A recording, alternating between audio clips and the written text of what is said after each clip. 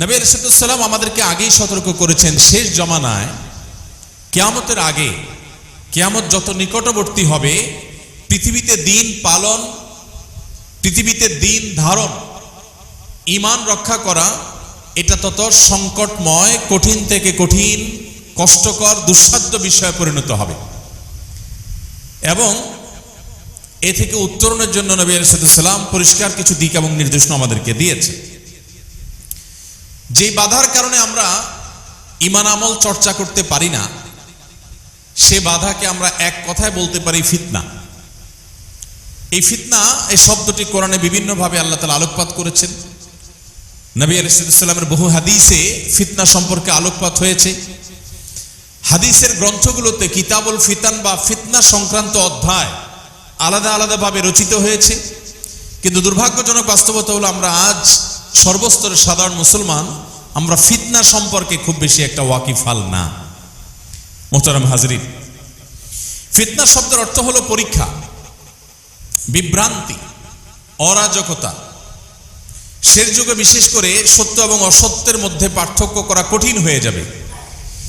এরকম ধোঁয়াশাচ্ছন্ন পরিবেশ, এরকম ধোঁয়াশাচ্ছন্ন বিষয়কে ফিতনা বলা হয়। এই ফিতনা, এটা যখন পতিত হয়, মানুষ যখন ফিতনায় আক্রান্ত হয়, ৫ ওয়াক্ত নামাজ পড়ছে, ফিতনায় আক্রান্ত হতে পারে। একজন মানুষ আলিম, ওয়াজ ও নসিহত করে বেড়ায়, কিন্তু তিনি নিজে ফিতনায় ডুবে আছে। হতে পারে একজন নারী, তিনি আপাদমস্তক নিজেকে আবৃত রাখেন, আল্লাহর নির্দেশ পালনার্থে পর্দার বিধানকে মেনে চলেন। হতে পারে এত সত্ত্বেও তিনি ফিতনায় আক্রান্ত আছেন। ফিতনার ফলে সবচেয়ে বড় যে বিষয়টি আমাদের জন্য দাঁড়ায়, সবচেয়ে বড় যে ক্ষতিটা হয়, সেটা হলো আমাদের ঈমানগুলো ঠুনকো হয়ে যায়। ফলে ঈমান কখন চলে যায় আমরা টেরও পাই না। দ্বিতীয়ত, ফিতনার ফলে ইবাদতের প্রতি অনীহা তৈরি হয়।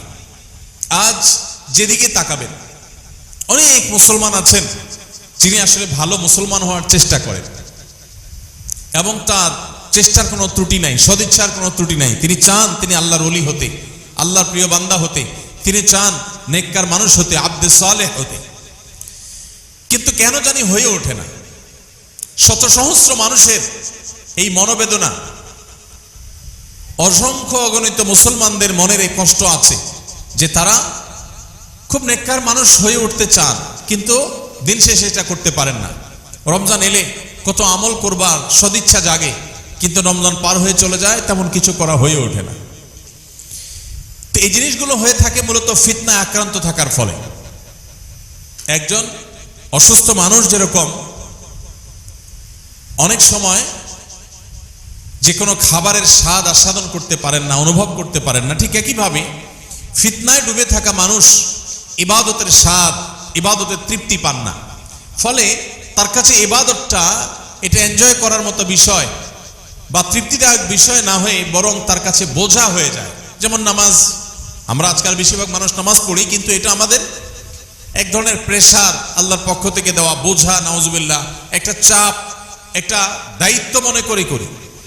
এটা যে আমার নিজের বেঁচে থাকার জন্য প্রয়োজন, নট অনলি এর বিনিময়ে আল্লাহ আখিরাতে দিবেন, দুনিয়াতেই যে এটা আমার বেঁচে থাকার জন্য অত্যন্ত গুরুত্বপূর্ণ। আমার সুখী জীবনের পেছনে অনেক বড় রসদ যোগায় নামাজ, সালাত। সেটুকু অনুভব আমরা কজন মানুষ করতে পারি? এমনকি যারা আমরা কোরআন এবং হাদিসের ইলম অর্জন করার তৌফিক হয়েছে, মাদ্রাসায় পড়ে নিয়মতান্ত্রিকভাবে তথাকথিত আলেম হয়েছে, এরপরও দেখা যাবে যে ইবাদতের স্বাদ, ইবাদতের তৃপ্তি আমরা পাই না। ইবাদতের তৃপ্তি যে পাই না, এটা ইবাদত দিকে তাকালে বোঝা যায়। নামাজ কত তাড়াতাড়ি শেষ করে আমরা মসজিদ থেকে বের হবো, তার জন্য আমরা ব্যাকুল হয়ে যাই। মসজিদে আসার জন্য আমরা এতটা ব্যাকুল হই না, মসজিদ থেকে যাওয়ার জন্য যতটা ব্যাকুল আমরা থাকি। ইবাদতের ধরন দেখলে, ধাঁচ দেখলে, ইবাদতের প্রতি আমাদের আগ্রহ, ইবাদতের প্রতি আমাদের ভালোবাসা, টান, তৃপ্তি, এটা অনুভব করা যায়। একজন মানুষ প্রাণ ভরে আল্লাহকে সিজদা করে তিনি তৃপ্তি পাচ্ছেন, তিনি আল্লাহ রাব্বুল আলামিনের জাতে পাকের সামনে, মহান রব্বুল আলামিনের সামনে রুকুর মাধ্যমে অবনত মস্তক হয়ে আল্লাহর সামনে তার প্রশংসা, তার তাসবিহ, তার পবিত্রতার জ্ঞাপন এগুলো করে তিনি মানসিকভাবে সুখ অনুভব করছেন। খুব পছন্দের, খুব ভালোবাসার মানুষকে ভালোবাসা প্রকাশ করতে পারলে, তাকে সবটুকুন দিয়ে ভালোবাসার সুযোগ পেলে মানুষ খুব ভালো ফিল করে। আপনি আপনার মাকে ভালোবাসেন, মায়ের প্রতি ভালোবাসা অনেক বেশি থাকলে সেই ভালোবাসা যদি প্রকাশ করেন, সেটা করার সুযোগ পান, সে ভালোবাসা প্রদর্শন করবার সুযোগ পান, আপনি ভালো ফিল করেন। আল্লাহকে ভালোবাসার দলিল, আল্লাহকে ভালোবাসার প্রমাণ যে আমি রুকুতে গিয়ে সুবহান রাব্বিয়াল আযীম বলে আমার রবের পবিত্রতা জ্ঞাপন করি, রবের প্রশংসা করি, আমি সেটাকে খুব তৃপ্তির সাথে করি, আমি সেটা করে খুব ভালো অনুভব করি। রুকু থেকে আমার উঠতে ইচ্ছা করে না, আমার দীর্ঘ রুকু করতে মন চায়, রুকুর মধ্যে আমি স্বাদ পাই। সেই মুসল্লি আজ সোনার হরিণ হয়ে গেছে। নবী আলাইহিস সালাম যে সতর্ক করেছেন, একটা সময় আসবে মসজিদ ভর্তি মুসল্লি পাওয়া যাবে, কিন্তু একজন মানুষও থাকবে না যার অন্তর নামাজের প্রতি পরিপূর্ণ মনোযোগের সাথে সালাত আদায় করবার মতো অন্তর নিয়ে তিনি আদায় করছেন।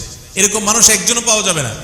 সবাই হুলস্থুল করে জাস্ট দায় সারবার চেষ্টা করবে, যেন আল্লাহ তাআলা একটা বোঝা চাপিয়েছেন, নাউজুবিল্লাহ, এটা শেষ করতে পারলে আমি বাঁচি, এটা যে আমার বেঁচে থাকার জন্য প্রয়োজন, এটা যে আমার আখিরাতের জন্য প্রয়োজন, আমার দুনিয়ার সুখের জন্য প্রয়োজন, এই রিচুয়াল যে আমার মানসিক প্রশান্তি এনে দিবে, আল্লাহর সাথে কানেকশন গড়ে দিবে, এটা যে আমাকে অদৃশ্য অবর্ণনীয় তৃপ্তি এনে দিবে, পৃথিবীর সকল সুখ, পৃথিবীর সকল তৃপ্তির চাইতেও বেশি তৃপ্তি যে আল্লাহ এই ইবাদতের মধ্যে রেখেছেন, সেই অনুভব, সেই অনুভূতি আমাদের থেকে হারিয়ে গেছে।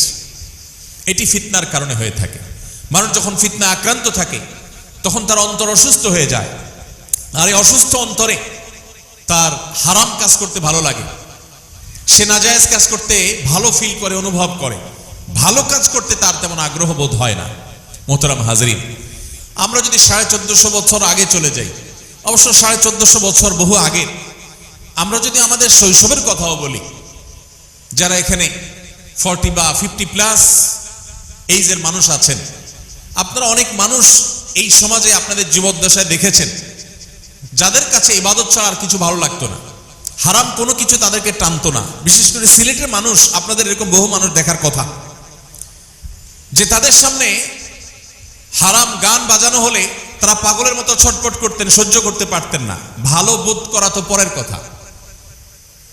ঠিক একটি মাছ পানি থেকে তুলে এয়ার কন্ডিশনের কোন রুমে দামি কার্পেটের উপর তাকে শুইয়ে রাখলেও সে যেরকম শান্তি পেত না, বা সে যেরকম শান্তি পাওয়ার কথা না, ঠিক একইভাবে একজন আল্লাহর সত্যিকার অর্থে আল্লাহর প্রতি ঈমানদার বান্দা, যে মনে করে যে আল্লাহ তার রব, যে মনে করে আল্লাহ তার সৃষ্টিকর্তা, যে বিশ্বাস করে মনে প্রাণে যে আল্লাহর সামনে তাকে দাঁড়াতে হবে, যার বিশ্বাস আছে যে আল্লাহর সামনে পুঙ্খানুপুঙ্খ হিসাব দিতে হবে, যে বিশ্বাস করে জান্নাতে, যে জান্নাতের শুরু হবে কোনো শেষ হবে না, যে জান্নাতের নাজ ও নেয়ামত পৃথিবীর কোনো কিছুর সাথে তুলনীয় না, যে ব্যক্তি আল্লাহর জাহান্নামে বিশ্বাস করে, আল্লাহর অবাধ্য হলে তার জন্য জাহান্নামের আগুন নিক্ষেপ করা হবে, সে আগুন পৃথিবীর আগুনের চাইতে কমপক্ষে 70 গুণ বেশি উত্তপ্ত হবে। হাদিসের বর্ণনার প্রতি যার বিশ্বাস আছে, সে কখনো আল্লাহর অবাধ্যতায় ভালো অনুভব করার কথা না। কিন্তু আজ সমাজের যেদিকে তাকাবেন, মানুষ আল্লাহর অবাধ্যতায়, মুসলমানের সন্তান আল্লাহর নারাজির কাজে, আল্লাহর অসন্তুষ্টির কাজে সে ভালো বোধ করে, তার অন্তর অসুস্থ হয়ে গেছে। একজন অসুস্থ মানুষ যেরকম মিষ্টি জিনিসও তার কাছে তিতা অনুভব হয়, ঠিক একইভাবে ইবাদতের স্বাদ উঠে গেছে। এর অন্যতম কারণ হলো যে আমরা আখিরি জামানায়, যে সময়টাতে দিন পালন করা অত্যন্ত সংকটপূর্ণ বিষয়, দিন পালন করা অত্যন্ত কঠিনতর বিষয়, এবং দিন ধারণ করা এটা অত্যন্ত কঠিনতর বিষয়। মোহতারাম হাজিরিন, এই সব কিছুর মূলে হলো ফিতনা। এর ফলশ্রুতিতে মানুষের অন্তর কঠিন হয়ে যায়, অন্তর বিগলিত হয় না। সাহাবায়ে কেরাম, আমাদের সালাফে সালেহিন, ইসলামের ইতিহাসের পূর্বসূরি যে সমস্ত মনীষীরা ছিলেন, একটি কথা থেকে একজন মানুষের হেদায়েত হয়ে গেছে। আর এখন কোরআন কারীমের আয়াতের পরে আয়াত আমরা অর্থ সহকারে পড়ি, চোখের সামনে দিয়ে চলে যায়, আমাদের জীবনকে কোনো পরিবর্তন করে না। আল্লাহর ভয়ে আমাদের অন্তরগুলো বিগলিত হয় না। আমরা মুসলমান দাবি করি, কিন্তু ইসলামের কোনো ফিল, অনুভব আমাদের ভেতরে নেই। এর অন্যতম কারণ নবীজি সতর্ক করে গেছেন। তিনি 1400 বছর আগে সতর্ক করে গেছেন, সময় আসবে যখন ফিতনা সব কিছুকে ছেয়ে যাবে, ঈমান ঠুনকো হয়ে পড়বে, দুর্বল হয়ে পড়বে, অন্তর কঠোর হয়ে যাবে, আল্লাহ থেকে মানুষ দূরে সরে যাবে, তার কাছে দুনিয়ার সব ভালো লাগবে, আল্লাহর ইবাদত ভালো লাগবে না। এই ভয়ঙ্কর কঠিন পরিস্থিতি আসার আগে ইবাদতের দিকে ধাবিত হও। তিনি সতর্ক করেছেন মানুষ ঈমান বিক্রি করবে পার্থিব সামান্য একটু স্বার্থের কারণে, সামান্য একটু স্বার্থের কারণে তার মুসলিম আইডেন্টিটিকে সে ছেড়ে দিতে দ্বিধাবোধ করবে না। এই সময়টা আমরা পার করছি। সময়তে হাজিরিন, এই জন্য নবী করিম সাল্লাল্লাহু আলাইহি সাল্লাম আমাদেরকে বারবার সতর্ক করেছেন। আমরা সেই সতর্কীকরণটাকে যদি গ্রহণ করে জীবনকে গড়তে চাই, তাহলে এই যুগের ফিতনাগুলো সম্পর্কে আমাদের ওয়াকিফাল হতে হবে। আমাদের জানতে হবে যে কোন কোন ফিতনা আছে। এই যুগে যে সমস্ত ফিতনা আমাদের ঈমানকে, আমাদের মুসলিম আইডেন্টিটিকে ধ্বংস করে দিচ্ছে, এর মধ্যে অন্যতম বা সবচেয়ে বড় ফিতনার বিষয় হলো আদর্শিক এবং ঈমানি ফিতনা। আমাদের ঈমানের জন্য যে ফিতনা, সেই ফিতনাগুলো, এগুলোর আলোচনা অনেক দীর্ঘ সময় সাপেক্ষ বিষয়। আমি শুধু এইটুকু বলবো যে আজ বহু বিষয় আমাদের সামনে আসছে, বিশেষ করে তরুণদেরকে আমরা বলতে চাই যে বিষয়গুলো আমাদের ঈমানকে নড়বড় করে দেওয়ার জন্য, ঈমানকে দূর করে দেওয়ার জন্য অত্যন্ত ভয়ঙ্কর ভাবে কাজ করছে। মুসলমানদের ঈমানকে সন্দেহের মধ্যে ফেলে দেওয়ার জন্য শয়তান এবং তার অনুসারীরা, আল্লাহ কোরআনে কারিমে শয়তানকে দুই ভাগে ভাগ করেছেন। এক হলো মানুষ শয়তান, আর একটা হলো জিন শয়তান। জিন শয়তানের অনুসারী যে মানুষ শয়তানরা আছে, তারা মানুষের ঈমানকে নষ্ট করবার জন্য বহুবিধ উপায় তারা অবলম্বন করে। এর ভিতরে একটা হলো কনফিউশন তৈরি হয়, সন্দেহ তৈরি হয়, এরকম বিভিন্ন প্রশ্ন তোলা। প্রশ্ন তুলে অ্যাবসলিউট রাইট এবং পরিপূর্ণভাবে নিরঙ্কুশ সত্য কোনো বিষয়কে আপনি সন্দেহের মধ্যে ফেলে দিতে পারেন। আপনার পিতৃ পরিচয়, আপনার বাবা মায়ের পরিচয়, আপনার আপন ভাই বোনের পরিচয়, এগুলো নিয়েও যদি আপনাকে কনফিউশন তৈরি করবার জন্য প্রশ্ন করে, এই প্রশ্ন আপনাকে কনফিউশনে ফেলে দিতে পারে। নিরঙ্কুশ সত্য বিষয়কে মানুষের অন্তরে সন্দেহের দানা বেঁধে দেওয়ার জন্য কিছু প্রশ্ন ছুড়ে দেওয়া যথেষ্ট। আর এই জাতীয় কনফিউশনগুলো সবচেয়ে বেশি তৈরি করে ইবলিস। এই জন্য বলেছি আমি, ইবলিসের অনুসারী যে মানুষগুলো আছে, মানুষ শয়তান, এরা সমাজে নানান কনফিউশন তৈরি করছে। মুসলমানের সন্তানরা এই সমস্ত কনফিউশনগুলোর কারণে, সন্দেহের কারণে অনেকের ঈমান ঠুনকো হয়ে আছে। লজ্জায়, চক্ষু লজ্জা মানুষের সামনে বলতে পারে না। তার ইসলামের প্রতি আস্থার ঘাটতি তৈরি হয়েছে। শয়তান তার মনে নানা ওয়াসওয়াসা ঢুকিয়েছে, কুমন্ত্রণা ঢুকিয়েছে। আমি আগে বলেছি, কুমন্ত্রণা বা ওয়াসওয়াসা বা এই জাতীয় কনফিউশন তৈরি করবার মতো প্রশ্ন, এগুলো একেবারে নিরঙ্কুশ সত্য বিষয় যদি কারোর অন্তরে বা কারোর মাথায় একবার গেঁথে দেওয়া হয়, মুহূর্তের জন্য হলেও তিনি সে বিষয়ে চিন্তা করেন, এবং এই চিন্তা ভাবনা কখনো কখনো তাকে ভয়ঙ্কর রকমের সন্দেহের লেভেলে নিয়ে যায়। তো এটা একটা ফিতনা যেটা এখন চলমান আছে। আমরা আল্লাহকে নিয়ে, দ্বীনের অনেক বিষয় নিয়ে শয়তানের তৈরি করা অনেক প্রশ্ন দেখছি। নবী করিম সাল্লাল্লাহু আলাইহি সাল্লামকে যখন এরকম কোনো সন্দেহ তৈরি হওয়ার মতো বিষয় কারোর মাথায় আসার কথা বলা হয়েছে, তখন তিনি বলেছেন, কারোর মনে এরকম সন্দেহ আসে সেই জন্য আল্লাহর কাছে পানা চায় শয়তান থেকে। কারণ মনের ভিতরে এই ধরনের চিন্তা আসার মানে হলো শয়তান উপস্থিত হয়েছে, সে অ্যাক্টিভ হয়ে গেছে, এবং শয়তানের অস্তিত্ব অনুভব করে সাথে সাথে কেউ যদি আউযু বিল্লাহি মিনাশ শাইতানির রাজিম পাঠ করে, ইনস্ট্যান্ট সাথে সাথে সে অন্তর থেকে যদি আল্লাহর কাছে সাহায্য প্রার্থনা করে, তার অন্তরে ঈমানের শক্তি অনুভব করবে, সে ফাইট করতে পারবে শয়তানের সে ওয়াসওয়াসার সাথে। আর যদি কেউ সে ওয়াসওয়াসাকে নিয়েই ধরে থাকে, সেটাকে রুট ধরে সামনে অগ্রসর হতে থাকে, তাহলে সে যত বড় বুদ্ধিমানই হোক না কেন, তার ঈমান ধরে রাখা কঠিন থেকে কঠিনতর বিষয়ে পরিণত হবে। মোহতারাম হাজিরিন, আজকে ঘরে ঘরে আজ নাস্তিক্যবাদ, এগোনাস্তিক্যবাদ, সংশয়বাদী মুসলমান, এটা আজ তৈরি হচ্ছে। সোশ্যাল মিডিয়াতে বিভিন্ন উপায়ে মুসলমানদের মনের ভিতরে নানা সন্দেহ তৈরি করবার মতো অনেক কন্টেন্ট, অনেক টেক্সট কন্টেন্ট, অনেক ভিডিও কন্টেন্ট, এগুলো আজ ছড়িয়ে দেওয়া হচ্ছে।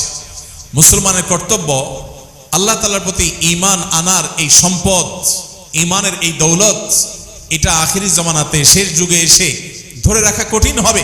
নবী আলাইহিস সালাম বলেছেন, ইয়াতি আলান নাসি জামান, একটা সময় আসবে মানুষের কাছে, আস-সাবিরু ফীহিম আলা দীনিহি, যে ব্যক্তি ওই যুগে তার দ্বীনের উপর টিকে থাকবে, এই ব্যক্তির অবস্থান হবে কাল কাবিদি আলাল জামার, জ্বলন্ত কয়লা হাতে ধরে রাখার মতো কঠিন বিষয় হবে ঈমান ধরে রাখার মতো বিষয়। এই চিন্তা যখন একজন ঈমানদার করবে, তখন সে বিশ্বাস করবে যে যত কনফিউশন হচ্ছে এগুলো সবই হলো আমার ঈমানকে হরণ করবার শয়তানি চক্রান্ত, বিধায় আমি আমার ঈমান নিতে দিব না। আল্লাহর কাছে সাথে সাথে পানাহ চাইলে আমরা মনে করতে পারি মুখে আউযু বিল্লাহি মিনাশ শাইতানির রাজিম পড়লে এটার এফেক্টে আমার মনের অস্বস্থতা চলে যাবে। হ্যাঁ, চলে যাবে।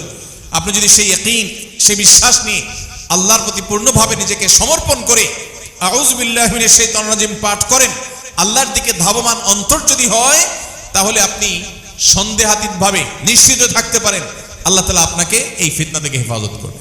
মোহতারাম হাজরিন, আজ পৃথিবীটাকে এমনভাবে ঢেলে সাজানো হচ্ছে, এমনভাবে তৈরি করা হচ্ছে, মুসলমানদের সমাজকে এমনভাবে প্রস্তুত করা হচ্ছে যে আমাদের বাচ্চারা, তারা সমাজে খুব স্বাভাবিকভাবে যদি বেড়ে ওঠে, তারা যদি শিক্ষা প্রতিষ্ঠানের ক্লাসগুলো স্বাভাবিকভাবে অতিক্রম করে, কেউ তাদেরকে প্রেসার ক্রিয়েট করতে হবে না, কেউ তাকে জোর করতে হবে না। সে শুধুমাত্র স্বাভাবিকভাবে বেড়ে উঠলেই হাফ বা সিকি কিংবা তার চাইতে বেশি পরিমাণে নাস্তিক্যবাদ এটা তার মধ্যে ধারণ করে সে বেড়ে উঠবে। এমন এক ভয়ঙ্কর সময় আমরা পার করছি, যেটা 20 বছর, 30 বছর, 40 বছর আগে এতটা ছিল না। এখন আমাদের সন্তানদেরকে মুসলিম আইডেন্টিটির উপরে টিকিয়ে রাখা, এটা এই যুগের সবচেয়ে কঠিন কাজ। সাদিক সাহেবের মতো এরকম 20 তলা 22 তলা বা আরো 200-400 তলার বিল্ডিংও যদি করে কেউ অল্প সময়ের ব্যবধানে, এটা যতটা আশ্চর্যের, এটা যতটা অবাক করার। একজন মানুষ এই সমাজে সন্তানের বাবা হয়েছেন এবং ফিতনার আগুনের যে আঁচ চতুর্দিক থেকে অনুভব করা হচ্ছে, এখান থেকে তার সন্তানকে বাঁচিয়ে মুসলিম আইডেন্টিটিকে ধরে রাখতে পেরেছেন। আল্লাহর কসম, এটা মাত্র অল্প সময়ের ব্যবধানে বিশাল বড় অট্টালিকা করার চাইতেও কঠিন কাজ এবং অবাক করার মতো কাজ। ঘরে ঘরে আজ মানুষ সাফার করছে, অনেক অভিভাবক হয়তো ফিল করছেন না। এই জন্য ফিতনার জাল চতুর্দিকে বিছানো আছে। পড়ানো হচ্ছে হয়তো সাধারণ জ্ঞানের বই, পড়ানো হচ্ছে, দেওয়া হচ্ছে হয়তো স্বাভাবিক এবং জেনারেল কোনো নলেজ, কিন্তু সেটার খাঁজে ভাঁজে ঢুকিয়ে দেওয়া হচ্ছে কুফরের বিষ। সেটার ভাঁজে ভাঁজে দিয়ে দেওয়া হচ্ছে আমার সন্তানের ঈমানকে ধ্বংস করবার নানা আয়োজন। হয়তো আপনার সামনে পেশ করা হচ্ছে নিছক বিনোদন, কিন্তু তার প্রতিটা খাঁজে ভাঁজে ঢুকিয়ে দেওয়া হচ্ছে কুফর, যেটা আপনার ঈমানকে নড়বড়ে করে দিবে, আপনার বিশ্বাসকে দুর্বল করে দিবে। পৃথিবীটাকে এমনভাবে ডিজাইন করা হচ্ছে, এমনভাবে প্ল্যান করা হচ্ছে, এমনভাবে সাজানো হচ্ছে যে আপনি নিজের অজান্তে বেঈমান হওয়ার মতো জায়গায় চলে যাবেন। এটি 1450 বছর আগে নবী সাল্লাল্লাহু আলাইহি ওয়াসাল্লাম আমাদেরকে সতর্ক করে গেছেন। এটি ফিতনার একটা দিক যেটা আমাদের ঈমানের উপরে আঘাত করে, এবং এটি আসার হাজারো দিক আছে যেটি দীর্ঘ সময় ধরে আলোচনা করা, বিশ্লেষণ করা প্রয়োজন। এই জন্য আমাদের প্রয়োজন হলো সতর্কতা গ্রহণ করা। কিভাবে আমরা ঈমানের পর এই সমস্ত আঘাত থেকে আমরা ঈমানকে সেভ করব, নিরাপদে রাখবো, সেটা আমরা শেষে বলবো ইনশাআল্লাহ। দ্বিতীয়ত যে ফিতনার কথা বলতে চাই সেটা হলো নৈতিক এবং চারিত্রিক ফিতনা। এটা বিশেষ করে গোটা পৃথিবীর উপর এমনভাবে অ্যাপ্লাই করা হচ্ছে, এমনভাবে প্রয়োগ করা হচ্ছে, আজকের পৃথিবীতে চারিত্রিক সততা এটা গল্পের সেই তথাকথিত সোনার হরিণ, স্বর্ণের হরিণ পাওয়া এটা যেরকম কঠিন বা অসম্ভব, আজ পৃথিবীর যে কোনো সমাজে সেরকম যুবক এবং তরুণ পাওয়া কঠিন হয়ে গেছে, যে যুবক এবং তরুণ তার চরিত্রকে সকল প্রকার কলঙ্ক থেকে বাঁচাতে পেরেছে, অপবিত্রতা থেকে, নোংরামি থেকে রক্ষা করতে পেরেছে, যে শুধু হালাল এবং বৈধ সম্পর্কের জন্য অপেক্ষা করেছে, মুহূর্তের জন্য কোনো হারামের ছিটা ফোঁটা তার গায়ে লাগতে দেয়নি, সেরকম নিষ্কলুষ, সেরকম পুত পবিত্র তরুণ পাওয়া এই সমাজে এখন স্বর্ণের হরিণ পাওয়ার চাইতেও কঠিন বিষয়ে পরিণত হয়েছে। এটা এমনি এমনি হয়ে গেছে না, এমনি এমনি হয়নি, এটা সুদূর প্রসারী পরিকল্পনার অংশ। গোটা পৃথিবী ছেয়ে গেছে এই ফিতনা। আপনি আমাদের দেশের কথা যদি বলেন, খুব সচেতনভাবে লক্ষ্য করলে আপনি দেখতে পাবেন মাত্র 2-3 দশক আগেও এই দেশে, এই মাটিতে অবৈধ বা হারাম সম্পর্ক কেউ করতে 10 বার সে চিন্তা করত। মানুষের মধ্যে সহজাত লাজুকতা, লজ্জাশীলতা এই লেভেলে ছিল যে বৈধ স্বামী স্ত্রীর পরিচয়টাও শুরুতে দিতে মানুষ একটু ইতস্তত বোধ করত। আর এখন নির্লজ্জের মতো সম্পূর্ণভাবে জড়তা এবং অস্বস্তি ছাড়াই হারাম সম্পর্কের, জেনার সম্পর্কের ব্যাপারে মানুষ খুল্লম খোলা বলে। হারাম কাজের সঙ্গী এই পরিচয় দিয়ে দেয়। আগে মানুষ বৈধ স্ত্রীর পরিচয়টা শুরুর দিকে দিতে তরুণদের মধ্যে লজ্জা বোধ হতো,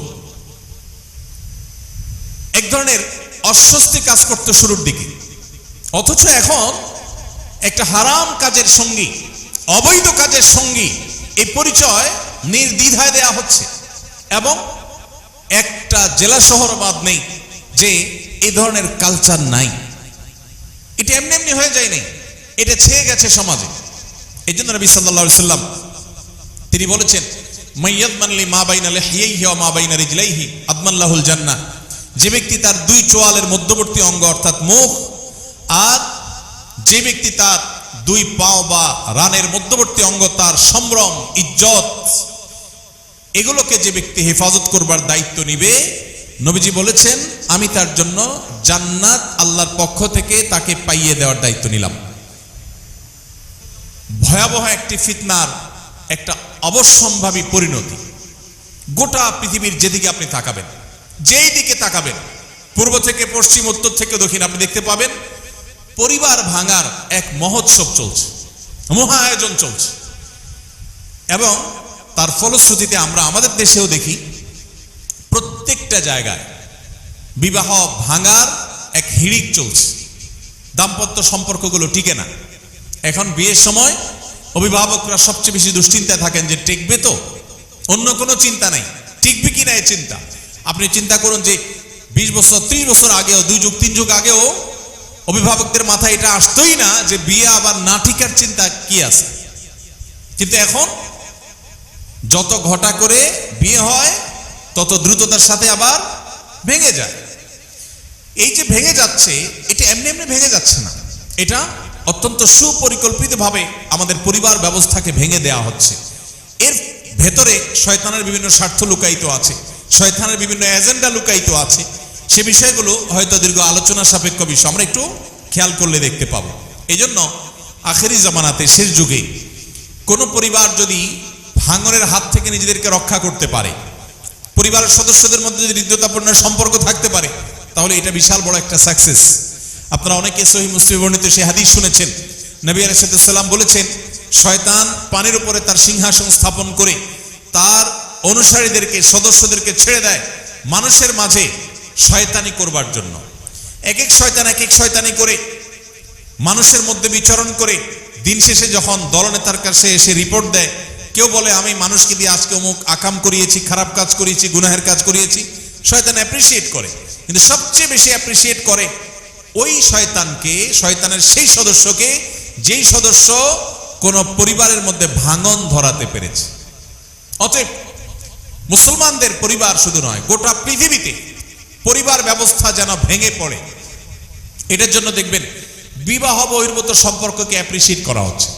আচ্ছা আপনি বলুন, গোটা দুনিয়াতেই বিবাহের ব্যবস্থা আছে, পৃথিবীর মুসলিম অমুসলিম সব সমাজে বিবাহের ব্যবস্থা আছে, কিন্তু বিবাহ ছাড়া একটি তরুণ, একজন তরুণী, একজন পুরুষ, একজন নারী বিবাহ ছাড়া যে হারাম রিলেশন, এইটাকে এমন ভাবে অ্যাপ্রিসিয়েট করা হচ্ছে, এটাকে এতটা ইজি করে দেওয়া হচ্ছে, মানুষ যেন সেই পথেই হাঁটে। পৃথিবীর বহু দেশে এমন ভাবে আইন করা আছে, বিবাহ কেউ পারতপক্ষে মাথা নষ্ট না হলে করার কথা না।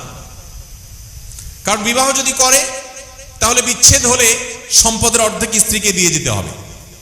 এখন হতে পারে যে কারোর সাথে বনিবনা হলো না, এখন বিয়ে করতে সে ফেঁসে যাবে, কি দুঃখে সে বিয়ে করবে। এর বিপরীতে বিবাহ বহির্ভূত সম্পর্ক করবে, সেখানে কোনো দায় নেই, কোনো অসুবিধা নেই। আপনি আমাদের সমাজে লক্ষ্য করলে দেখতে পাবেন বিবাহের জন্য হাজারটা বাধা, বহু অভিভাবক আছেন সন্তান অপকর্মে লিপ্ত, এটা জানার পরেও দেখেও না দেখার ভান করে। তিনি মনে করেন যে এই বয়সে একটু আধটু করবেই, কিন্তু এই অভিভাবককেও যদি বলা হয় যে বিয়ের ব্যবস্থা করেন, তিনি বলবেন বলেন কি, মাথা খারাপ, এই বয়সে নিজের পায়ে এখনো দাঁড়াতে পারেন। আপনি যেদিকে তাকাবেন দেখবেন যে বিবাহ বহির্ভূত সম্পর্ককে অ্যাপ্রিসিয়েট করা হচ্ছে। এর অবশ্যম্ভাবী পরিণাম এবং এর ক্ষতি পৃথিবীর প্রতিটি উন্নত দেশ, পৃথিবীর প্রত্যেকটি উন্নত দেশ সাফার করছে। এমন দেশ পৃথিবীতে একটিও পাওয়া কঠিন হবে, এমন উন্নত দেশ একটিও পাওয়া কঠিন হবে যেই দেশে সন্তান জন্মের বিনিময়ে সরকারিভাবে প্রণোদনা দেওয়া হয় না। একটা হলে এত ডলার, দুইটা হলে এর বেশি, তিনটা হলে আরো বেশি, বাসায় কাজের লোক সার্ভেন্ট রাখার খরচ সরকার দিবে, মাসে মাসে ভাতা দিবে, শুধুমাত্র সরকার চায় সন্তান জন্ম হোক, বাট কোনো প্রণোদনায় কাজ হচ্ছে না। আমাদের দেশ থেকে, গরিব দেশগুলো থেকে মেধাবী তরুণদেরকে তারা পাচার করে নিয়ে যাচ্ছে, শিক্ষার নামে তাদেরকে নিয়ে সেখানে এস্টাবলিশ করছে, এবং এই সন্তানগুলো আর বেশিরভাগই ফিরে আসছে না, এরা হারিয়ে যাচ্ছে, মুসলিম আইডেন্টিটি পর্যন্ত চলে যাচ্ছে, মা বাবার সাথে সম্পর্ক আস্তে আস্তে শেষ হয়ে যাচ্ছে। এসব দেশগুলো আজকে যে ভয়ঙ্কর পরিণতির মুখোমুখি হয়েছে, একটা সময় তারা তথাকথিত জন্ম নিয়ন্ত্রণ করেছে, আল্লাহর নির্দেশে বাইরে গেছে, এখন তারা হাড়ে হাড়ে টের পাচ্ছে যে কাজ তারা 2 দশক 3 দশক আগে শুরু করেছে তার পরিণতি দেখতে তাদেরকে 100 বছর অপেক্ষা করা লাগে নাই, কয়েক দশকের মধ্যে দেখেছে যে বিশাল বড় গ্যাপ তৈরি হয়ে গেছে জেনারেশনের মধ্যে। একটা দেশ চালাবার মতো লোকবল পর্যন্ত নেই, প্রত্যেকটা দেশ, এমন একটা দেশ নাই যে দেশ উন্নত অথচ এই ক্রাইসিসের মধ্যে নাই। মোহতারাম হাজরিন, আল্লাহর সিস্টেমের বাইরে গিয়ে মানুষ যখন কিছু করতে চাইবে তার অবশ্যম্ভাবী পরিণতি হবে ধ্বংস। ইসলাম ছাড়া পৃথিবীর কোনো কল্যাণ কোথাও নিহিত নেই। মানুষ যদি কল্যাণ চায় তাকে টুডে অর টুমরো, আজ হোক, 20 বছর পরে হোক, 200 বছর পরে হোক, তাকে আল্লাহর বিধানেই ফিরে আসতে হবে। ইসলাম সন্তানদেরকে শাসন করার কথা বলে, শাসন করার কথা বলে, নির্যাতন না। শাসন এক জিনিস, নির্যাতন আরেক জিনিস। আপনার ছোট ছেলে আছে, মেয়ে আছে, একটা বয়স যখন হবে সে পরিণত হবে, তখন তাকে শাসন করবার অনুমোদন শরিয়া দিয়েছে, বরং গাইডলাইন দিয়েছে যে হ্যাঁ শাসন করতে হবে। আবার বলছি, শাসন, নির্যাতন না। আবার সেটা চাইলেই ছোট 2 বছর 3 বছর 4 বছরের বাচ্চাকে শাসন করবার অধিকার শরিয়া দেয়নি। নবী আলাইহিস সালাম পরিষ্কার ভাবে এইজ বলে দিয়েছে, 7 বছর বয়স হলে সন্তানকে নামাজের নির্দেশ দাও, 10 বছর বয়স হলে নামাজ না পড়লে শাসন করো, তার আগ পর্যন্ত শাসনের অনুমোদন নাই। এটা হলো ইসলামের বিধান।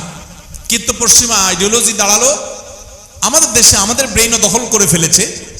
আমরা তাদের মুখরোচক কিছু কথা শুনে আমরা বিভ্রান্ত হয়েছি। এই যে ফিতনা, তারা আমাদেরকে চমক দেখিয়েছে, দারুণ করে বুঝিয়েছে, দেখো একটা বাচ্চা, তাকে ফ্রিডম দেওয়া উচিত। ফ্রিডমের নামে, স্বাধীনতার নামে আমাদেরকে দাস বানানো হচ্ছে। ফিতনা দেখছি, স্বাধীনতা, এর ভেতরে লুকায়িত আছে দাসত্ব। আমি যেটাকে স্বাধীনতা মনে করছি সেটা আমার প্রবৃত্তির দাসত্ব, সেটা আমার শয়তানের দাসত্ব।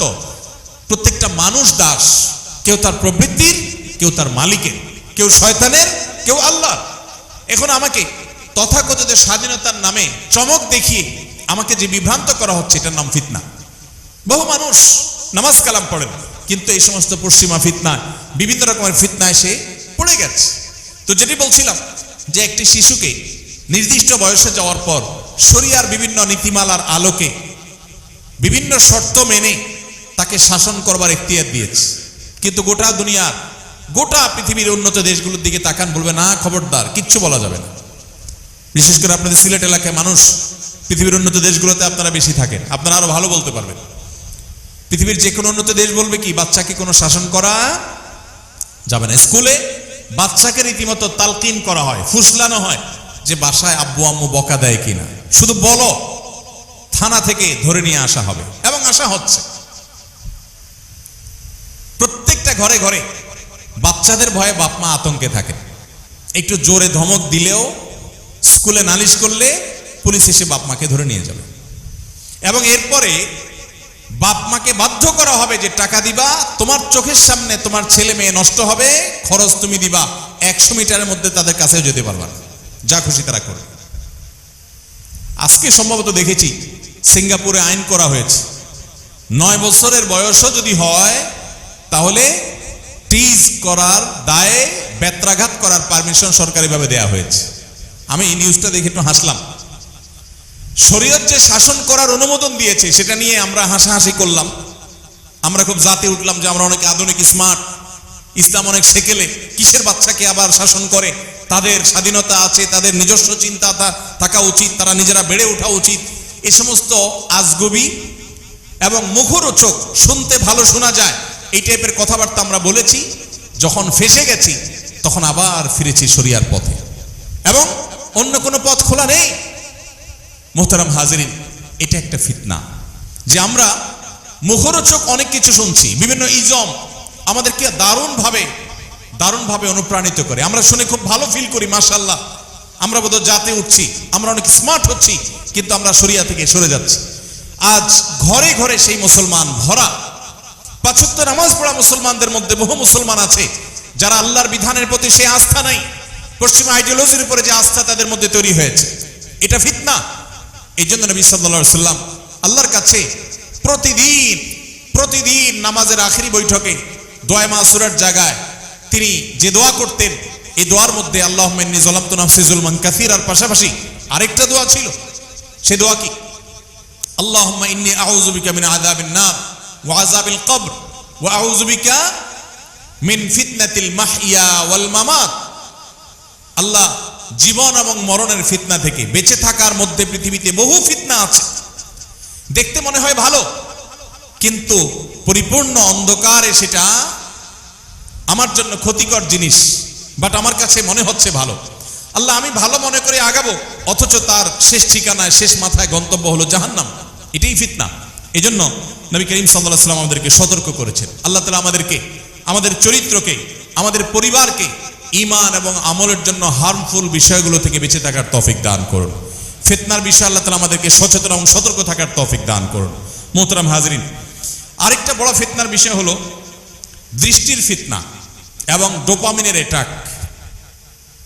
আজ সোশ্যাল মিডিয়ার এই যুগে চোখের জেনা এমন এক ভয়াবহ ব্যাধিতে পরিণত হয়েছে, কেউ চেষ্টা করলেও তার জন্য বেঁচে থাকা সহজ না, এমন ভাবে ডিজাইন করা হয়েছে। একদিকে মত প্রকাশের স্বাধীনতা, ব্যক্তি স্বাধীনতা ইত্যাদি মুখরোচক বিভিন্ন স্লোগান দিয়ে আমাদের বোনদেরকে পর্দাহীন করা হয়েছে, মেয়েদেরকে স্বাধীনতা দেওয়ার নাম করে তাদেরকে জাস্ট ভোগের বস্তুতে পরিণত করা হয়েছে। তাদেরকে এমনভাবে উপস্থাপন করা হয়েছে যে পুরুষের চোখের আধারে পরিণত হয়েছে, কিন্তু তাদেরকে বলা হচ্ছে তোমরা এর মাধ্যমে স্বাধীন, তোমরা এর মাধ্যমে নিজের স্বাধিকার চর্চা করছো। ফিতনা। এর মাধ্যমে আজ আমরা ইবাদতের স্বাদ হারিয়ে ফেলছি, আমরা নেক আমলের প্রতি কোনো আগ্রহ বোধ করি না, আমাদের আসল সম্পদ অনেক আগে হারিয়ে গেছে। আমরা শুধু গতানুগতিক কিছু রিচুয়াল, কিছু আমল, কিছু ইবাদতের মধ্যে মগ্ন থাকি, কিন্তু অন্তঃসার শূন্য হয়ে গেছে, আমাদেরকে শেষ করে ফেলা হয়েছে। মোহতারাম হাজরিন, ঠিক একইভাবে আরেকটা বড় ফিতনা হলো ডোপামিন, সাময়িক আনন্দ, সাময়িক বেদনা। বিশেষ করে সোশ্যাল মিডিয়ার যে এডিকশন, ছোট ছোট শর্টস, রিল, এগুলোর পেছনে আমরা প্রতিদিনে এক একটা মানুষ 2-4 ঘন্টা, 6 ঘন্টা পর্যন্ত প্রতিদিন আমরা ব্যয় করছি। এটা কেন করছি? আখেরাত তো পরের কথা, পার্থিব আমার কোনো উপকার বয়ে আনবে? ডেফিনেটলি না, কিন্তু আমরা করছি এবং নিজের সব সময়কে সেখানে নষ্ট করছি। এর ফলে আমাদের মস্তিষ্কের চিন্তার সক্ষমতা কমে যাচ্ছে, আমাদের নৈতিক সিদ্ধান্ত গ্রহণ করবার শক্তি কমে যাচ্ছে। এই জন্য দেখবেন সমাজে সেই নীতিবান মানুষ আর পাওয়া যায় না। যত পেছনে যাবেন, আমি আবারও বলি, যত পেছনে যাবেন আপনি দেখবেন আদর্শবান মানুষ সমাজে কিছু হলেও থাকতো, আর এখন লেবাসালা মানুষ আছে, ভালো মানুষ নেই। প্রত্যেকটা মানুষ নৈতিক শক্তি এটা হারিয়ে ফেলেছে। এটা দুনিয়াতে যে ফিতনা ছড়িয়ে আছে এর ফলশ্রুতি।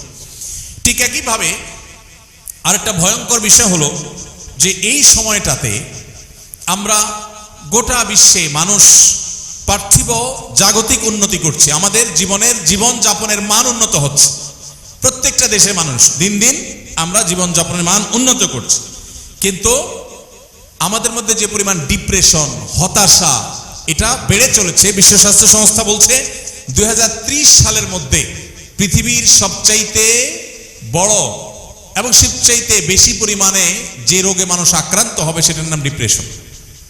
অলরেডি পৃথিবীতে উন্নত দেশগুলোতে বয়স্করা তো অনেক পরের কথা, ছোট ছোট ছোট শিশুরা ডিপ্রেসড, ঘরে ঘরে আত্মহত্যা, ছোট বাচ্চারা আত্মহত্যা করে।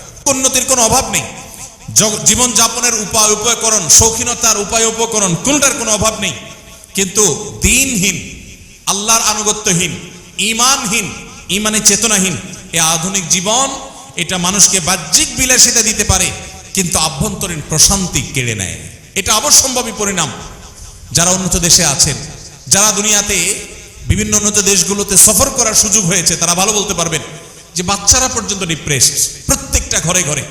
জাপানের মতো উন্নত দেশ, পৃথিবীর সবচেয়ে উন্নত দেশগুলোর সবচেয়ে সুখী দেশগুলোর যে তালিকা, নরওয়ের মতো দেশ, আরো বিভিন্ন দেশ যেগুলো সুখী দেশে একেবারে টপ লিস্টে আছে, আপনি খবর নিয়ে দেখেন সবচেয়ে বেশি আত্মহত্যার পরিমাণ, সবচেয়ে বেশি ডিপ্রেশনের পরিমাণ এই সমস্ত দেশগুলোতে।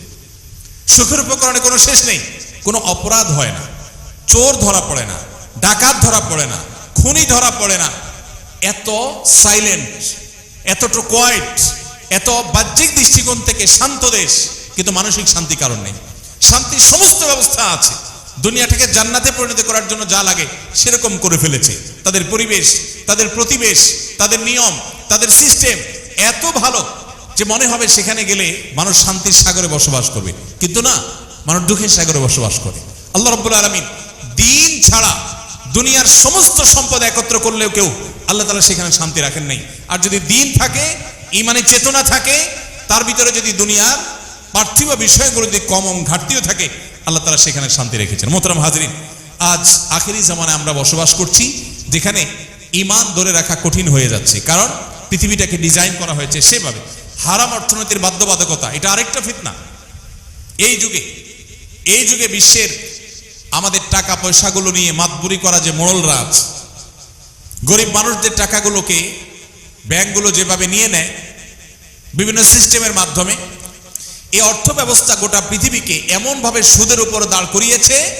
আল্লাহ তাআলা কোরআনে যেটাকে বলেছেন আল্লাহর সাথে যুদ্ধ করার শামিল, সেরকম ভয়ঙ্কর বিষয়কে পৃথিবীতে এমন ভাবে এস্টাবলিশ করা হয়েছে, ব্যক্তিগতভাবে কোনো মানুষ যদি চায় 100 ভাগ হালাল জীবন যাপন করবে, তাহলে তার জঙ্গলের গহীনে চলে যাওয়া ছাড়া কোনো পথ তার সামনে খোলা নেই। সে মসজিদের ইমাম হতে পারে, সে বড় খতিব আলোচক হতে পারে, সে মসজিদে সারাদিন বন্দী থাকতে পারে, কিন্তু সুদের ভয়াবহতা থেকে সে চাইলেও বাঁচতে পারবে না। রাষ্ট্র তার পক্ষ থেকে সুদী লোন নিয়ে রাষ্ট্র চালাতে হবে, সিস্টেমটাই সেভাবে ডেভেলপ করা হয়েছে। এটা একটা ফিতনা, চাইলেও মানুষ বাঁচতে পারছে না। এই সমস্ত হারামগুলো মানুষ ইবাদতের স্বাদ কেড়ে নেয়। হ্যাঁ, আপনি নিজে সুদের কারবার করেন নাই, গুনাহ আল্লাহর কাছে হবে না, কিন্তু গুনাহের প্রভাব সেটা ঠিকই আপনার জীবনে পড়বে। সেই ফিতনা আজ আমাদেরকে ছেয়ে নিয়েছে। প্রিয় ভাইরা আমার, তথ্য বিভ্রাট এবং ইনফোডেমিক এটা আরেকটা বড় ফিতনার বিষয়। আমরা দেখি আজ যেটাকে সাদা হিসাবে দেখানো হচ্ছে বা যেটাকে ভালো হিসাবে দেখানো হচ্ছে, ডিজাইন করা হচ্ছে, সেটা আসলে ভালো না। গোটা পৃথিবীতে দেখবেন ইসলামের অনেক বিধিবিধানকে আসামির কাঠগড়া দাঁড় করানো হয়েছে। ইসলাম চর্চা করে সে মানুষগুলোকে কালার্ড করে রাখা হয়েছে, কিন্তু এর বিপরীতে আল্লাহর অবাধ্য হোক কেউ, নাফরমান হোক, ইসলাম থেকে দূরে সরে যাক, সেটাকে অ্যাপ্রিসিয়েট করা হচ্ছে। তো আজকের পৃথিবী যেটাকে ভালো বলছে অনেক ক্ষেত্রে সেটা খারাপ, আবার যেটাকে খারাপ বলছে অনেক ক্ষেত্রে সেটা ভালো। মানুষের জন্য কঠিন হয়ে যাচ্ছে, দরু হয়ে যাচ্ছে কোনটা ভালো কোনটা মন্দ সেটা নিরূপণ করা। আল্লাহ রাব্বুল আলামিন এরকম ফিতনা সংকুল সময়ে আমাদের ঈমানকে হেফাজত করার তৌফিক দান করুন, আমাদের মুসলিম আইডেন্টিটিকে আল্লাহ তাআলা বাঁচাবার তৌফিক দান করুন। সম্মানিত হাজিরিন, এই পরিস্থিতিতে আমরা কিভাবে রক্ষা করব নিজেদেরকে? নাম্বার 1, ফিতনা সংকুল এই সময়ে আমাদের ইবাদত এবং দিন চর্চা যেখানে কঠিন হয়ে পড়ছে, এই সময়টাতে ফিতনা থেকে বেঁচে নিজের ঈমান আমলকে রক্ষা করবার জন্য প্রথম যে জিনিসটি দরকার সেটা হলো ইলম। যদি আমরা পর্যাপ্ত কোরআন এবং হাদিসের ইলম হাসিল করি এবং ফিতনা সম্পর্কিত ধারণা আমরা অর্জন করি, তাহলে বেঁচে থাকাটা ইজি হবে। আমাদের যে লাইফস্টাইল, আমাদের যে খাদ্যাভ্যাস, আমাদের যে ফুড পিরামিড ডেভেলপ করা হয়েছে, এটার মধ্যেও খাঁজে ভাজে বহু ফিতনা ঢুকিয়ে দেওয়া হয়েছে। সেটা দীর্ঘ আলোচনার বিষয়। তো এগুলো সম্পর্কে যতটা আমরা জানতে পারবো ততটা আল্লাহ আমাদেরকে হেফাজত করবেন, যত বেশি জানা যাবে। দ্বিতীয়ত আরেকটা উপায় আছে ফিতনা থেকে বাঁচার জন্য, সেটা হলো আল্লাহ বলেছেন ইয়া আইয়ুহাল্লাযীনা আমানু ইন তাত্তাকুল্লাহ ইয়াজআল লাকুম ফুরকানা। হে ঈমানদারগণ, তোমরা যদি আল্লাহকে ভয় করো, প্রকৃত অর্থে অন্তরে যদি তাকওয়া তোমরা অর্জন করো, ইয়াজআল লাকুম ফুরকানা, আল্লাহ তোমাদেরকে সত্য অসত্য, ভালো এবং মন্দের মধ্যে পার্থক্য করবার সক্ষমতা দিয়ে দিবেন। তাহলে কেউ যদি তাকওয়ার সর্বোচ্চ লেভেলে যাওয়ার চেষ্টা করে, সন্দেহের ঊর্ধ্বে থাকার চেষ্টা করে, সে সবসময় আল্লাহকে সন্তুষ্ট করার পথে থাকে, আল্লাহ অসন্তুষ্ট হতে পারে ন্যূনতম সন্দেহ হয়, সেই পথ থেকেও বেঁচে থাকে, অর্থাৎ অ্যাজ এ মুসলমান সে নো কম্প্রোমাইজের লেভেলে থাকে, সে অন্য সব কিছুর সাথে কম্প্রোমাইজ করে, ইসলামের বেলায় কম্প্রোমাইজ করে না, আল্লাহর বিধানের ক্ষেত্রে কম্প্রোমাইজ করে না, নবীজির আদর্শের ক্ষেত্রে কম্প্রোমাইজ করে না, এই লেভেলের মুত্তাকি যদি কেউ হতে পারে, আল্লাহ তাআলা তাকে ফিতনার সময়ে ভালো কোনটা মন্দ কোনটা সেটা আল্লাহ তাআলা তাকে দেখিয়ে দিবেন, তার জন্য স্পষ্ট হয়ে যাবে, আল্লাহ তাকে সেভ করবে। তৃতীয়ত ফিতনা থেকে বাঁচার জন্য আল্লাহর কাছে বিভিন্ন দরখাস্ত সাবমিট করার পদ্ধতি নবীজি শিখিয়েছেন। যেমন একটা দোয়া আমরা বলেছি একটু আগে, আত্তাহিয়াতুর পরে দুরুদের পরে দোয়া মাসুরার জায়গায় নবী রাসূলুল্লাহ সাল্লাল্লাহু আলাইহি ওয়াসাল্লাম পড়তেন মাঝে মধ্যে কোন সময়, সে দোয়াটা আমরা পড়তে পারি, আল্লাহুম্মা ইন্নী আউযু বিকা মিন আযাবিন নার ওয়া আযাবিল কবর ওয়া আউযু বিকা মিন শাররি ফিতনাতিল মাহইয়া ওয়াল মামাত ওয়া আউযু বিকা মিন শাররি ফিতনাতিল মাসীহিদ দাজ্জাল। আল্লাহ জীবন এবং মরণ এবং দাজ্জালের ফিতনা থেকে আপনার থেকে আমরা পানা চাই, এই দোয়া আল্লাহর কাছে নিবেদন করা। সূরা কাহাফ, নবী সাল্লাল্লাহু আলাইহি ওয়াসাল্লাম বলেছেন সূরা কাহাফের তেলাওয়াত মানুষকে আখেরি জামানায় ফিতনা থেকে রক্ষা করবে, বিশেষ করে দাজ্জালের ফিতনা থেকে। সূরা কাহাফের প্রথম 10টি আয়াত যে ব্যক্তি মুখস্থ করবে, বুঝবে এবং এটাকে নিজের ভিতরে সংরক্ষণ করবে, তেলাওয়াত করবে, এই 10টি আয়াতের হিফজ এবং মুখস্থকরণের মধ্য দিয়ে আল্লাহ তাকে দাজ্জালের ফিতনা থেকে, কিয়ামতের আগে যখন ফিতনায় মানুষ নিমজ্জিত হবে, আল্লাহ তাকে সেভ করবেন। এই সমাজে খুব অল্প সংখ্যক মানুষ আছে যে মুসলিম, আবার ফিতনা থেকে আল্লাহ তাকে বাঁচিয়েছেন। তো সেই সৌভাগ্যবান মানুষদের কাতারে শামিল হতে হলে সূরা কাহাফের তেলাওয়াত করতে হবে। পুরো সূরা কাহাফটাই হলো ফিতনা মুক্তির অত্যন্ত গুরুত্বপূর্ণ একটা আমল এবং টনিক। পুরো সূরা কাহাফের মধ্যে আপনি দেখবেন আল্লাহ রাব্বুল আলামিন বিভিন্ন ফিতনা সম্পর্কে আলোকপাত করেছেন। ঈমানের জন্য ফিতনা ছিল আসহাবে কাহাফের যুবকদের বেলা, ঠিক এরপরে আল্লাহ তাআলা দুই ভাইকে একটা ফিতনায় নিপতিত করেছেন সম্পদের মধ্য দিয়ে। একজনকে অঢেল সম্পদ দিয়েছেন, সে আল্লাহর নাফরমানি করেছে, তার ধ্বংস আল্লাহ করেছেন। আবার আরেকজনকে একই সাথে আল্লাহ তাআলা অঢেল সম্পদ দিয়েছেন, তিনি আল্লাহর কৃতজ্ঞতা আদায় করেছেন, আল্লাহ তাকে সেভ করেছেন। তাহলে সম্পদের ফিতনার আলোচনা সূরা কাহাফে আছে। এরপরে সূরা কাহাফে আপনি দেখতে পাবেন সেখানে ইলমের ফিতনা রয়েছে। খিজর আলাইহিস সালামের সাথে মুসা আলাইহিস সালামের যে যাত্রা ছিল, এখানে ইলমের ব্যাপারটিতে মুসা আলাইহিস সালামের কাছে অস্পষ্টতা ছিল, আল্লাহ তাআলা তার জন্য সেটা স্পষ্ট করেছেন। ইলমটা কখনো কখনো মানুষকে ফিতনায় পতিত করতে পারে। এই আসহাবে কাহাফের পরে সূরা কাহাফের মধ্যে খিজর এবং মুসা আলাইহিস সালামের ঘটনার বিভিন্ন প্রেক্ষাপট সেই অর্থাৎ ইলমের ফিতনার বিষয়টির প্রতি ইঙ্গিত করে। এরপরে সর্বশেষ দেখবেন আপনার সূরা কাহাফের মধ্যে আরো বিবিধ ফিতনার সম্পর্কে আলোকপাত করা হয়েছে। তো এই জন্য সূরা কাহাফের তেলাওয়াত আমাদেরকে ইনশাআল্লাহ ফিতনা থেকে বাঁচতে সাহায্য করবে। এবং এই যুগে বিশেষ করে ডিজিটাল যে সমস্ত ডিটক্স এবং এগুলোর ব্যাপারে সচেতনতা, এটাও আমাদের ঈমান আমলকে হেফাজত করার জন্য এবং ফিতনা থেকে বেঁচে থাকার জন্য যথেষ্ট। প্রতিদিন একটা সময় আল্লাহর সাথে একান্তে কথা বলা দরকার। আমাদের এখনো একান্তে কথা বলতে কিছু নেই। মোবাইল টিপতে টিপতে, ফেসবুক টিপতে টিপতে আমরা শেষ বন্ধ করে নামাজে দাঁড়াই, নামাজ ভর ফেসবুকে যা দেখেছি, যা স্ক্রল করেছি ওইগুলো ভাবি, রুকুতে সিজদাতেও সেগুলো ভাবি, নামাজ পড়ি, কিন্তু আমার মনোযোগ আসলে নামাজে নাই। এই ইবাদতটা শুধু ইবাদতের খোলস আছে, অন্তঃসার শূন্য, না কোনো তৃপ্তি আছে, না এর কোনো উপকারিতা আছে। এগুলো থেকে বাঁচার জন্য সংগ্রাম করা দরকার এবং আল্লাহর সাথে একান্তে ইবাদতের জন্য সময়গুলো ফারেক করা দরকার। আপনি দেখবেন ৫ ওয়াক্ত ফরজ নামাজের আগে পরে নবী আলাইহিস সালাম আমাদেরকে যে সুন্নাহ নামাজের নির্দেশনা দিয়েছেন, ইসলাম মূলত আমাদেরকে প্রিপেয়ার করার জন্য সেগুলো দেওয়া হয়েছে। দেখুন আপনি ফজরের আগে 2 রাকাত সুন্নাত আছে, যোহরের ফরজ নামাজের আগে 4 রাকাত সুন্নাত আছে, ঠিক আসরের ফরজ নামাজের আগে 4 রাকাত নফল আছে। মাগরিবের আগে নিয়মতান্ত্রিক কোনো সুন্নাহ নামাজ যদিও নেই, কিন্তু সূর্য ডোবার পর মাগরিবের নামাজের মাঝে 2 রাকাত নামাজের কথা বুখারীতে আছে। সেটার ব্যাপারে উলামায়ে হানাফের এটা সুন্নাত হওয়ার ব্যাপারে ভিন্ন মত আছে, কিন্তু মাগরিবের নামাজের পরে আবার আপনি 2 রাকাত সুন্নাত আছে সন্ধ্যের ঊর্ধ্বে এবং মতপার্থক্যের ঊর্ধ্বে। এশার নামাজের আগে আপনার নফল নামাজ আছে, পরে 2 রাকাত আছে। প্রত্যেক নামাজের আগে এই যে নফল নামাজ সুন্নত নামাজ রাখা হয়েছে, এটা হলো ফরজ নামাজের আগে যাতে আপনি প্রিপারেশন নিতে পারেন, রিহার্সাল করতে পারেন। তারও আগে আপনি ওযু করতেছেন, আপনি কাপড় পবিত্র রাখছেন, নামাজের জায়গায় পবিত্র রাখছেন, এগুলো সবগুলো হলো পার্ট অফ নামাজের প্রিপারেশন। কিন্তু দুর্ভাগ্যজনক বাস্তবতা হলো যে আমাদের এগুলোর প্রতি আজ কোনো মনোযোগ নেই, কারণ সোশ্যাল মিডিয়া আমাদেরকে শেষ করে দিচ্ছে। এই জন্য এগুলো থেকে বেঁচে থাকা জরুরি। ইকোসিস্টেমের মধ্যে পরিবর্তন করা অর্থাৎ সাহচর্য এবং সান্নিধ্য, সার্কেল চেঞ্জ করা। বিশেষ করে দ্বীন ঈমান হেফাজত যদি করতে চাই, ফিতনা থেকে যদি বাঁচতে চাই, তাহলে সেক্ষেত্রে আমাদেরকে এই যুগে স্পেশালি প্রত্যেকটা মানুষকে দ্বীনি সার্কেল মেনটেন করতে হবে। যেখানে দিনদার মুত্তাকি পরেজগার মানুষ থাকবে সেখানে আমি যাব। আমার প্রতিবেশী হবে ভালো মানুষ, আমার সন্তানটা যে শিক্ষা প্রতিষ্ঠানে পড়বে সেখানে আল্লাহভীরু মানুষ থাকবে, তাদের মধ্যে আল্লাহর ভয় থাকবে। আমি সেই জিনিসটাকে সবচেয়ে বেশি প্রায়োরিটি দিব। এভাবে যদি করতে পারি তাহলে ডিজিটালের সমস্ত ফিতনা থেকে বেঁচে থাকা সম্ভব ইনশাআল্লাহ। এর বাইরে আমরা আজকের পৃথিবী যেটাকে ভালো বলছে সেটা আসলে ভালো কিনা এটা মাপব হলো কোরআন এবং হাদিসের কষ্টি পাথরে।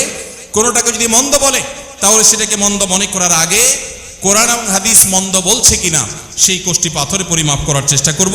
এর মাধ্যমে আশা করা যায় ইনশাআল্লাহ ফিতনা থেকে আমরা বেঁচে থাকতে পারবো। ভাইরা আমার, আখেরি জামানাতে শেষ সময় যখন ঈমান এবং আমল ধরে রাখা কঠিন হবে, এই ফিতনা সংকুল সময় যদি কেউ নিজের মুসলিম আইডেন্টিটিকে বাঁচাতে পারে, সবাই যখন হারাম রিলেশনে যাবে, কোনো যুবক যদি নিজেকে বাঁচাবার চেষ্টা করে, কোনো তরুণী যদি নিজের চরিত্রকে হেফাজত করার জন্য সংগ্রাম করে, সবাই যখন হারামকে ডাল ভাত মনে করে, কেউ যদি হারামকে ছেড়ে না খেয়ে থাকা, চাকরিহীন থাকা, বেকার থাকাটাকে অ্যাপ্রিসিয়েট করতে পারে, তার মর্যাদা কি?